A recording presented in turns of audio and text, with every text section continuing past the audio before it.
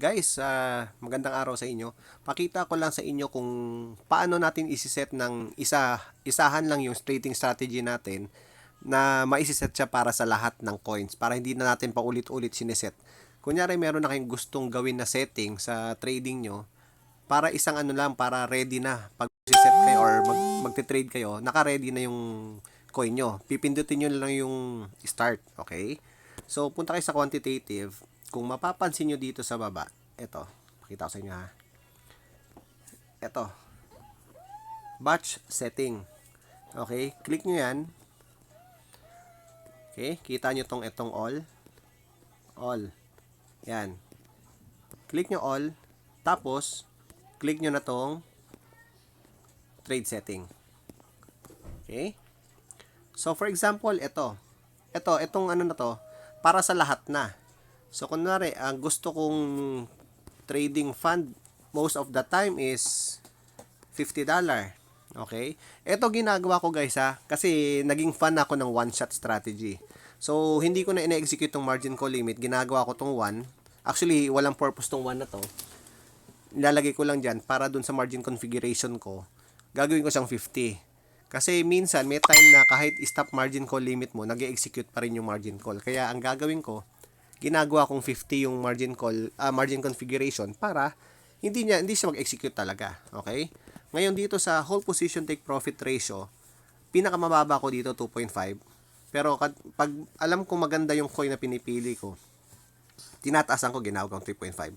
Pero pwede tayo mag-umpisa sa 2.5 na lang. Anyway, pag going up ang market, hindi naman yan hihinto sa 2.5. Tuloy-tuloy yan.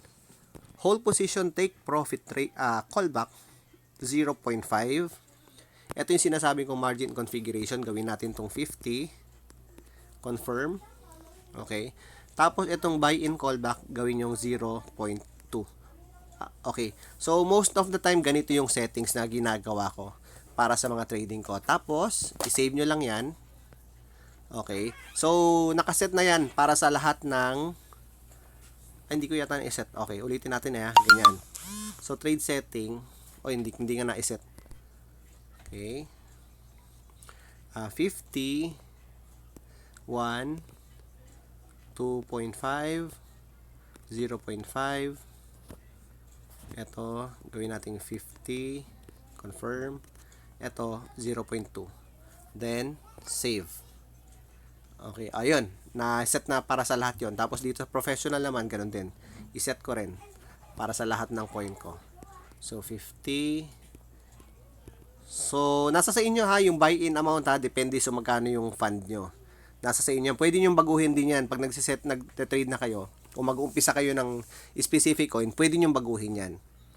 Pero para na lang uniform yung setting natin dito, ganyan, ginawa kong batch setting. 0.5. Ito 50 para hindi siya execute kasi hindi naman niya kaya abutin 50% ng drop. Okay, save. So, ayan. So, silipin nyo sample lang. Magte-trade tayo ng isang coin.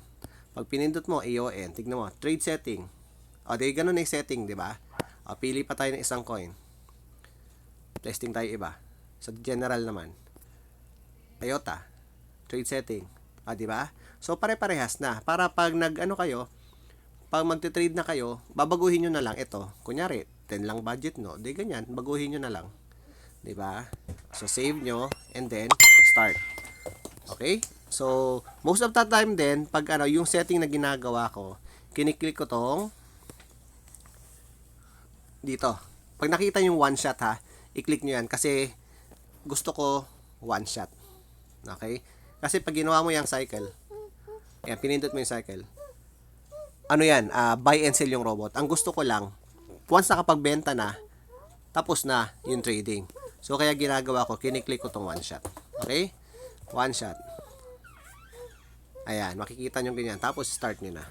So, ganun lang guys, And then, pag pumipili kayo ng coin, okay, back natin to. Dali. Pag pumipili naman kayo ng coin, ano to? Ayan, pinindot ko yung batch setting. Dito ako tumitingin kung bagsak ba yung paano ko titignan bagsak yung value. Pindutin nyo tong CHG. Okay? Pag pinindot nyo yan, ayan. Ito yung mga positive ang movement ng market. Ito. Yan. Tingnan mo. 12, 8. Diba? Pag pinindot mo ulit yung CHG, mga negative naman. Okay? Negative. Negative. Negative. So, para ma-confirm nyo yan, kung maganda yung galaw niya, o kagaya nito, yung CRV.